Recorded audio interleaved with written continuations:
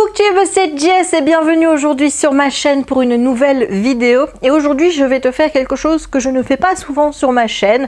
Il s'agit d'un tag, et un tag que j'ai vu sur la chaîne de Piketty Booking, donc de Stéphanie. C'est le tag Pocket Jeunesse qui s'intitule 12 livres pour 2018. Donc j'aimais bien ce tag, ça m'a plu de regarder la vidéo de Stéphanie, donc je me suis dit que j'allais le faire également. Donc ici je vais répondre à 12 questions à propos de 12 livres que je m'engage à lire sur l'année 2018. Voilà, on va essayer quand même que ces 12 livres-là soient lus. Je les mettrai dans mon bullet journal, donc je vais les ajouter pour le mois de mars, je pense. 12 livres, donc ça voudrait dire un par mois. Donc là, je vais avoir un petit retard, mais en sachant que l'une des questions me permet de rattraper un tout petit peu ce retard, je pense que ça va aller. Voilà, allez, on commence tout de suite pour ne pas que cette vidéo dure trop longtemps. La première question, c'est le livre le plus attendu de l'année. Voilà, c'est le seul livre qui n'est pas déjà dans ma palle. Voilà, donc j'ai joué un petit peu la corde de je vais prendre des bouquins de ma palle plutôt que des livres que je n'ai pas et que je devrais encore acheter. Donc là, j'ai vraiment joué sur la corde palle, sauf pour celui-ci parce que il n'est pas encore sorti, donc forcément, voilà. Et je pense que tu te doutes de quel livre je vais te parler. Si tu me connais, si tu suis un petit peu mes vidéos, si tu sais quelle saga coup de cœur je suis, mais avec énormément d'amour, hein, voilà, d'amour ici, beaucoup. Tu te doutes que je vais te parler de A Court of Frost and Starlight, donc ça fait Akofas. C'est pas le plus joli des noms, hein. Je veux dire Akotar, Akomaf, Akowar, Akofas c'est vraiment pas le plus joli des quatre, n'est-ce pas? Donc c'est de Sarah J. Maas et en fait il s'agit d'une nouvelle. Je pense que c'est une nouvelle qui tourne autour de Farah et de Reese, et donc c'est une nouvelle qui va faire la transition avec les nouveaux livres qui vont arriver, qui seront donc consacrés à d'autres personnages.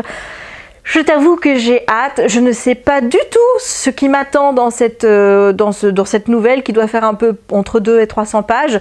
Ça va me changer des briques habituelles de 600, hein, même si là j'ai déjà la frustration, tu vois, de me dire que je dois encore attendre un an pour avoir une grosse bricasse qui va concerner un des personnages secondaires et savoir lequel. Je dois encore attendre un an pour le savoir. C'est pas très sympathique ce qu'elle nous fait là, Sarah J. Maas, mais voilà. A Court of Frost and Starlight. La couverture est juste sublime. Le livre est déjà précommandé, tu t'en doutes. Et j'ai qu'une seule hâte, c'est de l'avoir entre mes mains. Voilà. Le deuxième livre que je dois vous présenter, c'est un livre PKJ. Et donc j'ai choisi, parce que, bon, comme tu le sais, les livres PKJ, étant donné qu'ils sortent beaucoup de livres, de traductions de romans en anglais, j'étais un petit peu coincée. Puisque du coup je lis beaucoup moins de PKJ, puisque j'achète les VO. Donc j'ai quand même joué le jeu et j'ai sorti un vrai livre PKJ. J'aurais pu sortir un livre en anglais qui est publié chez PKJ, mais non, j'ai vraiment joué le jeu et j'ai sorti celui-ci, donc My Dilemma is You. C'est le premier tome et c'est de Christina Schippery, et là forcément, puisque la VO n'est pas une VO anglaise, mais je pense une VO italienne, et bien je n'avais pas d'autre choix que de le prendre en VF. Donc c'est de la romance, je pense que c'est encore une histoire issue de Wattpad, donc j'en attends beaucoup, sans en attendre de trop. Ça fait déjà un moment que j'ai envie de lire ce livre, surtout que maintenant les 2 autres tomes sont disponibles en français, donc si j'aime bien, je vais pouvoir les enchaîner. Donc il me tarde vraiment de découvrir cette romance. Le troisième, c'est une série que vous aimeriez terminer. Alors là, ça a été un petit peu la catastrophe pour faire ce choix, puisque toutes les sagas que j'ai sont soit terminées, donc j'ai lu tous les tomes, soit j'ai lu le tome 1 et rien d'autre. Voilà. Donc tu comprends un petit peu la difficulté que j'ai eue, c'est-à-dire que toutes mes sagas que j'ai, je n'ai lu qu'un tome, donc j'avais le choix et je me suis dit mais qu'est-ce que je vais prendre? Et j'ai opté pour une saga dont le 4e et dernier tome va sortir ici, je pense que c'est au mois de mai. Je dois relire le tome 1 parce que je n'ai aucun souvenir ou très peu de l'histoire, donc je vais essayer, je dis bien essayer. En tout cas, il n'y a que le tome 2 qui compte pour le challenge des 12 livres, mais en tout cas je vais essayer de lire les 4. voilà, cette année. Je vais essayer, on croise les doigts, mais on verra bien. Donc il s'agit de la saga Red Queen de Victoria Aveyard. Donc j'avais en plus adoré ce premier tome. Je pense que j'avais fait un live sur ma chaîne pour parler du premier tome, mais c'est tout. J'ai pas fait de book talk, j'en ai pas reparlé par la suite parce que c'était un moment où je ne faisais presque plus de vidéos. Donc eh bien il me tarde de relire ce premier tome et de découvrir la suite, puisque j'ai déjà les tomes 2 et 3 dans ma palle, puisque j'ai chaque fois acheté le livre à sa sortie, mais je les ai pas lus. Voilà, donc l'histoire de ma vie. C'est l'histoire de la vie. Red Queen. En quatrième, un livre que vous vouliez lire en 2017, mais dont vous avez repoussé la lecture. Là aussi, j'aurais pu te donner n'importe quel titre que je t'ai présenté dans les book hauls et où je t'ai dit j'ai hâte de le lire, je vais le lire cette année, et où tu vois que je ne l'ai pas lu. Voilà, donc il y avait beaucoup de choix, mais j'ai pris une lecture où j'avais vraiment envie de les lire en 2017, et puis je sais pas pourquoi ça s'est pas fait. C'est celui-ci, c'est Réplica de Lauren Oliver. Donc j'avais déjà envie de le lire en 2016 puisque c'est une sortie de 2016 et je ne l'ai pas lu, et j'ai déjà le tome 2 qui s'appelle Ringer, et il est là, je le vois, il est dans ma palle, mais je l'ai toujours pas lu, et il me tarde parce que Lauren Oliver c'est un auteur que j'aime beaucoup, donc je comprends pas pourquoi est-ce que je n'ai toujours pas lu ce tome-ci, je ne comprends pas. En même temps, je crois que le manque de temps voilà, peut simplement justifier le fait que j'y suis pas arrivée, quoi. Mais j'ai tellement envie de lire tous les livres qui sont dans ma palle, et le pire, c'est quand je me pose là, je les prends, je dis non, ah non, non. Voilà, c'est quand même bizarre ça, c'est que voilà, au moment où je dois choisir, ben, je sais pas quoi prendre. C'est peut-être le fait d'avoir trop de choix, c'est peut-être ça. En cinquième position, un livre d'un auteur que vous aimeriez découvrir. Là, j'avais également beaucoup de choix puisque j'ai beaucoup d'auteurs que je n'ai pas encore lus dans ma palle. Et j'ai choisi celui-ci, donc A Darker Shade of Magic de V.E. Schwab. Ça fait déjà un petit temps que j'ai envie de le lire et chaque fois, je suis rebutée parce qu'il est écrit en tout petit. Et je me dis, mais ça va me prendre une plombe à le lire, et c'est pour ça que je ne le lis pas. Alors que tous les avis sont dithyrambiques sur ce livre et sur la saga en général, sur V.E. Schwab aussi. Je ne comprends pas pourquoi je ne l'ai toujours pas lu, et donc voilà. En le mettant dans ce tag, je me dis que j'arriverai quand même à le sortir. Enfin, ensuite, un livre qui traite de sujets d'actualité. Donc là, je me suis dit que j'allais peut-être partir sur le harcèlement, mais bon, comme c'est un sujet que j'ai déjà beaucoup traité sur ma chaîne, je me suis dit non, on va parler d'un autre sujet d'actualité. J'ai choisi le terrorisme, et donc j'ai choisi pour ce sujet d'actualité À la place du cœur, la saison 1 de Arnaud Catherine. Je pense que ça parle du 7 janvier, donc des attentats de Charlie Hebdo. Donc il me tarde vraiment de me plonger dedans. J'en sais pas plus, je connais pas les avis des gens sur ce bouquin, je veux pas savoir. C'est juste que j'ai hâte de le lire, et en même temps j'ai peur parce que le sujet, ben voilà. En septième, le nouveau livre d'un auteur dont vous avez lu tous les livres, ou presque. Alors là, forcément, il y avait une évidence. C'était Bernard Werber. Voilà, je pense que c'est l'auteur que j'ai le plus lu dans ma palle. Donc Bernard Werber, Depuis l'au-delà, chez Albin Michel, c'est son dernier paru, et si j'en crois Séverine de Il est bien ce livre, celui-ci remonte un petit peu le niveau des derniers Bernard Werber qui étaient comme ça, quoi. Donc c'est pour ça d'ailleurs que je n'ai toujours pas lu Le truc du sommeil et Demain les chats, c'est parce que j'ai peur d'être déçue, mais voilà, j'ai bon espoir de récupérer ce que j'aime chez Bernard Werber avec ce titre-ci. On continue avec la 8e position, un livre dans votre genre de prédilection.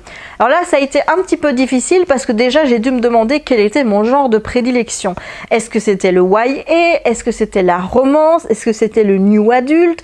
Enfin voilà, je savais pas trop, donc résultat, j'ai pris du new adult avec des airs un petit peu de fantastique puisqu'il s'agit de la saga Lux. Premier tome, c'est Obsidian. Ici, j'ai la version où j'ai les tomes 1 et 2 dedans. Donc, je lirai Obsidian.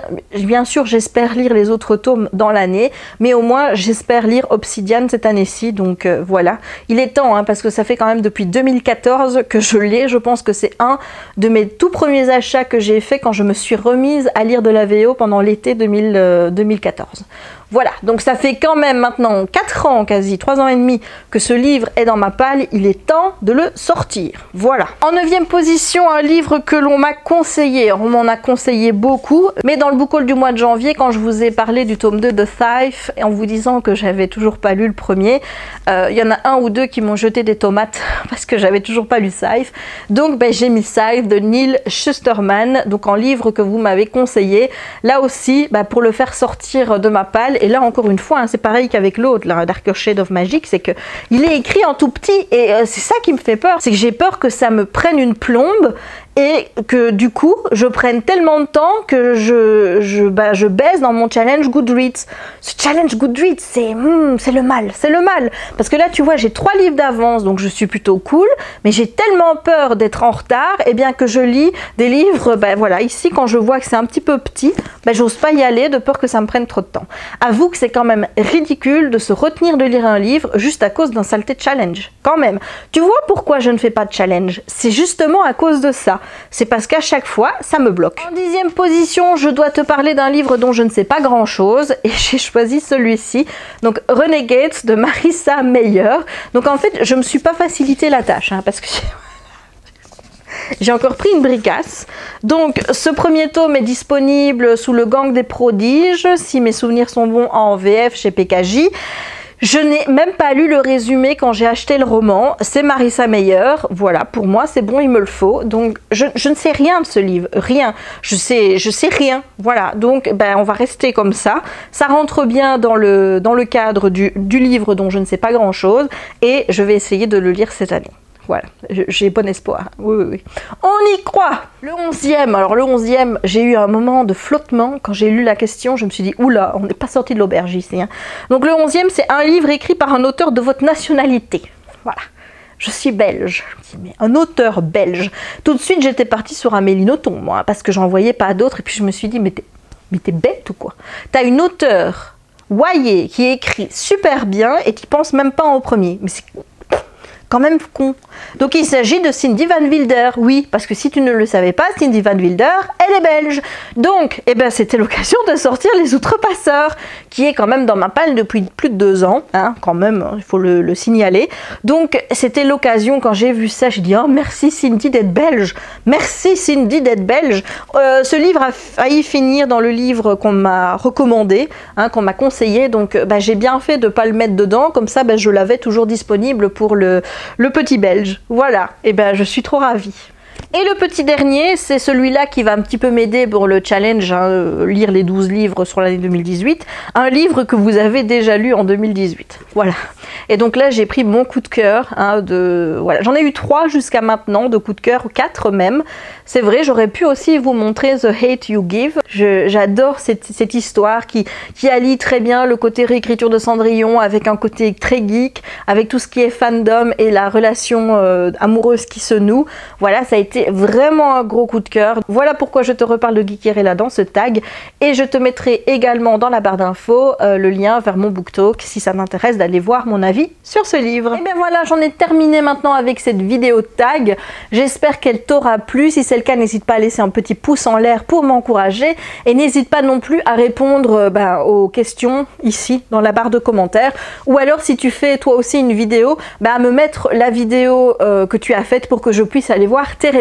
Ça m'intéresse également de connaître les livres que tu prévois pour 2018, en sachant que j'irai peut-être trifouiller pour ajouter encore quelques titres dans ma wishlist. Voilà, cette vidéo est maintenant terminée. Il ne me reste plus qu'à te souhaiter une bonne journée ou une bonne soirée suivant le moment où tu vas la regarder, et à te dire à très bientôt pour de nouvelles aventures livresques ou pas. Ciao!